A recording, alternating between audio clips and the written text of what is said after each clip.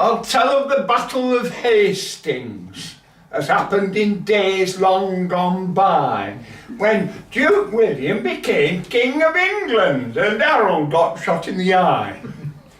It was this way: one day in October, the Duke, who was always a toff, having no battles on at the moment, had given his lads a day off.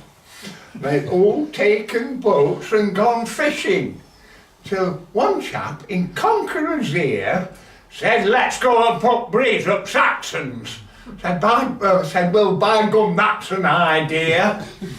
And turning around to his soldiers and raising his big Norman voice, he said, "Hand up, who's coming to England?" That was swank, because they had no choice. They started away about tea time, and the sea was so calm and so still. And at 10:15 the next morning, they arrived in a place called Bexhill. Young Harold came up as they landed, his face full of venom and hate. He said, "If you've come for a regatta, you've got here just 6 weeks too late." But William rose, cool and haughty, and said, "Let's have no more of your cheek. You best get your throne reupholstered. I'll be wanting to use it next week."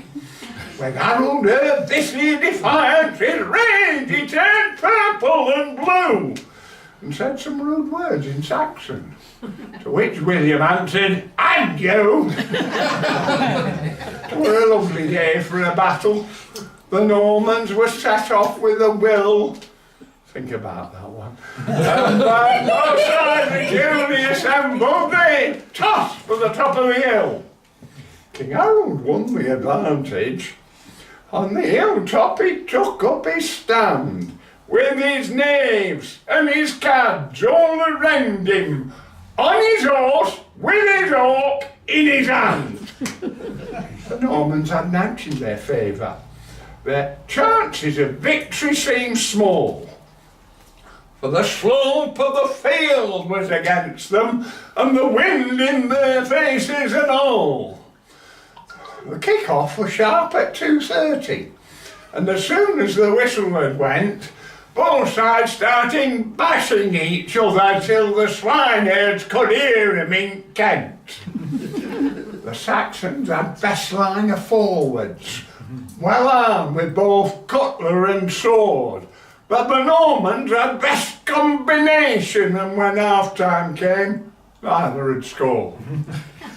So the Duke called his cohorts together and said, "Let's pretend that we're beat. Once the Saxons are down on the level, we'll cut off their means of retreat."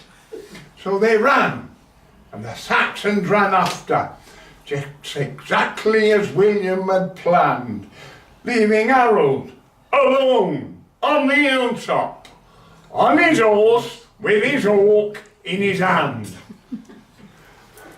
When William saw what had happened, a bow and an arrow he drew, he went right up to Harold and shot him. He was offside, but what could they do? The Normans turned round in a fury and gave back both parry and thrust, till the battle was all over by shouting, and you couldn't see Saxons for dust. And after the battle were over, they saw Harold, so stately and grand, sitting there with an eye full of arrow, on his horse, with his hawk in his hand.